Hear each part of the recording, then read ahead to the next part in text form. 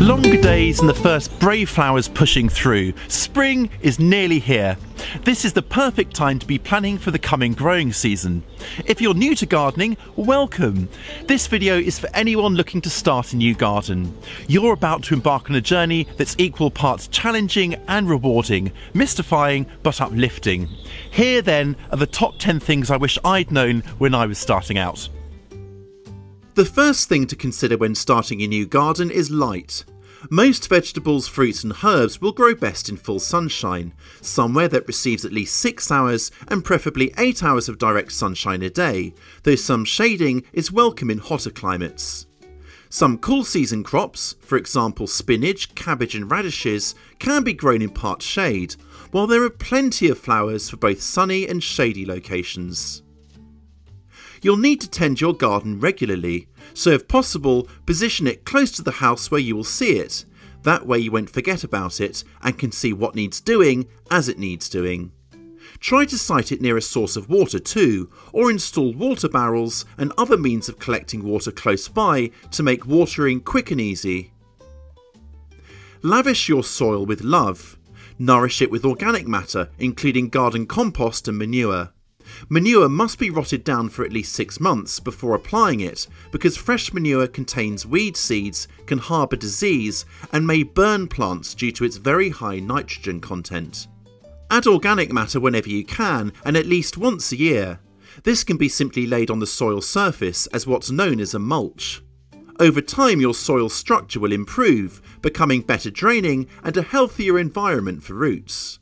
You can add organic fertilisers too, of course, but think of these as a short-term boost, rather than building up long-term soil health like organic matter can.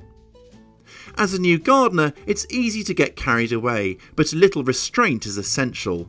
Plant too soon, and tender plants are likely to be caught out by a sudden frost, or will fail to thrive as they grow on.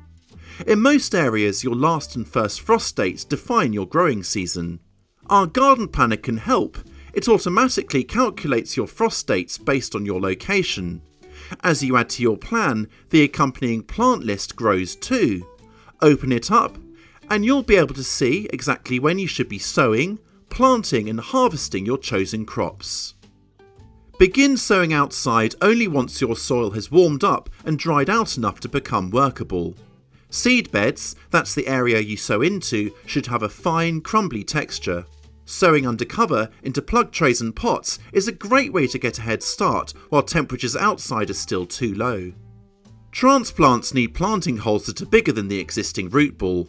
The soil then used to fill in the hole will be looser, which will make it easier for new roots to grow out into the surrounding soil and help plants to establish quicker in their new home.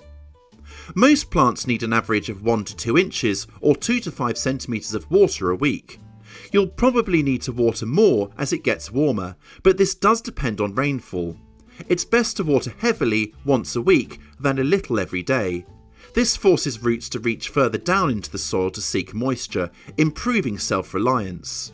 Plants in containers can't do this of course, so water them more often.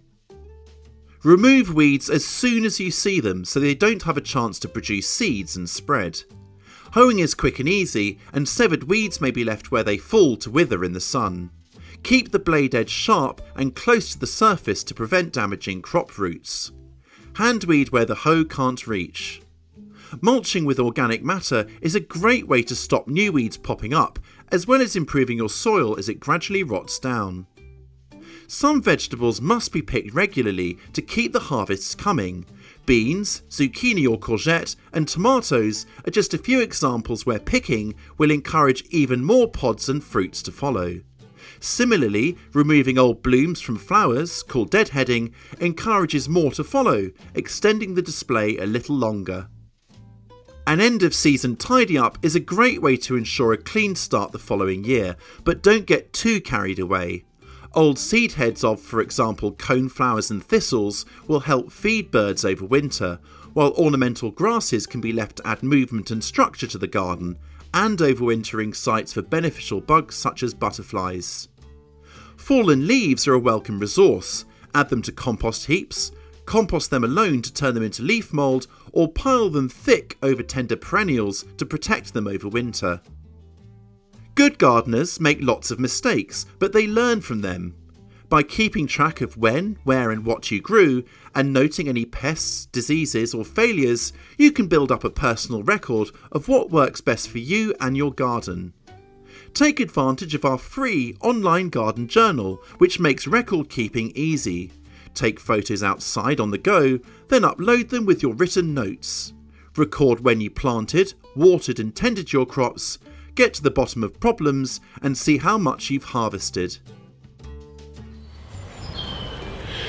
These tips are our recommendations, but of course everyone has a different opinion based on their own experiences. So if you're not so new to gardening, I invite you to share your advice for beginners in the comments section below. And if you're a gardening newbie, then I hope this video has whetted your appetite to get growing. Please make sure you subscribe to our channel too, because we have lots of invaluable gardening advice for gardeners of all abilities. And you never stop learning, that's for sure. I'll catch you next time.